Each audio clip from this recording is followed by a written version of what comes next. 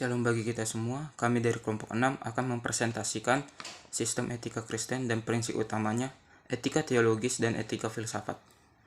Perkenalkan, nama saya Gandesi Barani dengan NIM 5211422067 dan berikut teman-teman saya. Halo, perkenalkan nama saya Arya Bima Saputra dengan NIM 15114222165. Saya dari kelompok 6. Perkenalkan, nama saya Kezia Sinita Guneral Middle Jonas dengan NIM 15114222123 dari kelompok 6.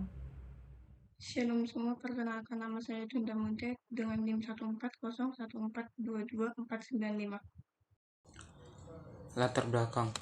Di dalam kehidupan ini, manusia dikenal sebagai makhluk sosial yang berarti manusia perlu memiliki hubungan dengan sesamanya.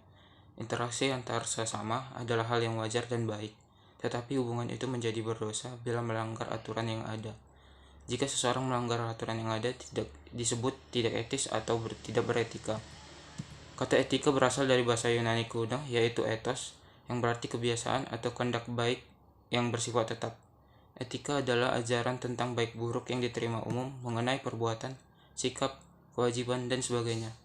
Tetapi kenyataannya sampai saat ini, banyak orang yang tidak etis atau masih melanggar aturan yang ada. Nah, untuk itu kami akan memaparkan secara singkat, padat, dan jelas tentang sistem etika Kristen dan prinsipnya. Jadi, saya akan menjelaskan tentang etika Kristen. Etika pada umumnya yang menjadi dasar untuk tolak ukur manusia atau aturan yang dibuat oleh manusia dan berdasarkan pengalaman manusia yang terdahulu. Tetapi etika Kristen sangat berbeda karena didasarkan pada Alkitab, dan yang menjadi titik tolak utamanya adalah karya Yesus Kristus di dunia. Jadi, etika Kristen itu berdasarkan kepercayaan kepada Allah yang menyatakan diri di dalam Yesus Kristus. Lalu untuk yang kedua ada prinsip etika Kristen. Sebagai umatnya, penting adanya suatu komunitas untuk bertumbuh bersama serta mengenal prinsip dalam beretika, sehingga sebagai umat Kristen harus memiliki prinsip untuk menjalani hidup dan memang seharusnya ada di dalam sebuah persekutuan sehingga dapat berjalan dengan baik. Berikut beberapa prinsip etika Kristen. Yang pertama yaitu bersifat terbuka. Allah memiliki cara yang terang dan tidak ada yang disembunyikan. Hal ini juga berlaku dalam persekutuan.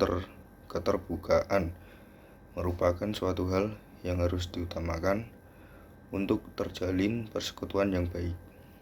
Keterbukaan yang dilakukan di dalam komunitas merupakan awal dari munculnya kejujuran dan keyakinan yang berhubungan dengan persekutuan serta objek hidup orang Kristen. Dengan ada keterbukaan, maka anggota akan saling mendukung atau satu mirip lain dan akan timbulnya keharmonisan. Lalu yang kedua, berani menegur. Ayat tersebut menjelaskan menegur haruslah berani dilakukan oleh sahabat, asal ditujukan sebagai upaya untuk mengajarkan kebaikan bagi sahabat tersebut. Melakukan teguran untuk kawan perlu memanfaatkan langkah yang baik. Lantas pastikan untuk menegur sikapnya, bukan kepribadiannya. Teguran itu juga ada tingkatannya. Merasa bersama dengan menegur untuk bersua berdua langsung, bersama dengan mempunyai 1-2 saksi. Dan bila jikalau tidak membuahkan hasil, maka tegurlah di dalam forum perkumpulan. Lalu yang ketiga, memiliki hati yang besar.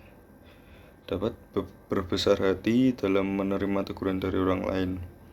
Harus mengerti bahwa teguran yang diberikan adalah suatu wujud tanda kasih.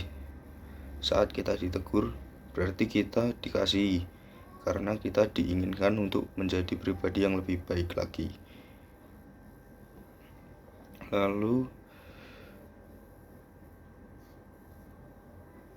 Yang keempat, mengampuni.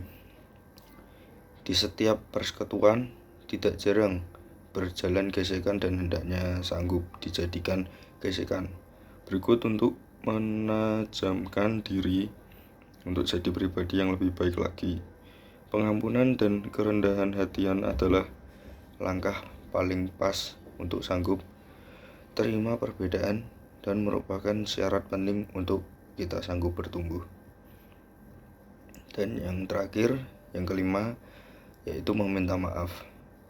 Meminta maaf atas kekeliruan kita bukanlah suatu kelemahan yang perlu kita hindari, melainkan menghendaki maaf merupakan langkah untuk sanggup memulihkan hubungan yang retak dan sanggup membawa dampak rasa benci, amarah, dan kepahitan menghilang berasal dari diri kita dan sanggup menjalin ulang hubungan bersama dengan baik. Terima kasih. Selanjutnya yang akan dibahas terkait dengan etika teologis dan juga etika filsafati. Yang pertama ada etika teologis. Teologi sendiri artinya adalah ilmu yang mempelajari tentang Tuhan atau ilmu yang mempelajari tentang agama. Maka dari itu, etika teologis berarti sebuah ilmu yang mempelajari perilaku manusia berdasarkan keyakinan kepada Tuhan atau keyakinan beragama. Maka dari itu, etika teologis ini tidak hanya terangkum dalam satu agama saja. Jadi etika ini tuh tidak terbatasi oleh satu agama saja, begitu.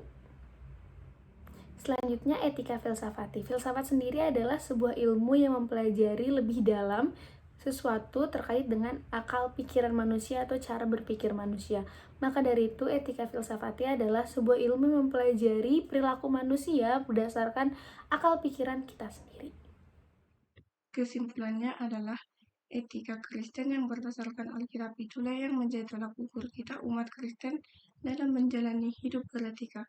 Kita harus bisa meneladani sikap dan prinsip yang telah diajarkan Yesus Kristus dan menjadi teladan di lingkungan sosial kita.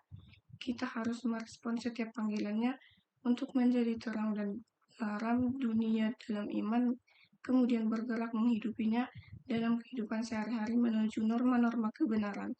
Karena setiap orang yang percaya Kristus Yesus pastilah memiliki tanggung jawab dalam beretika. Sekian presentasi kami tentang sistem etika Kristen dan prinsip utamanya, etika teologis dan filsafat. Jika ada perkataan yang salah, kami minta maaf. Sekian dan terima kasih.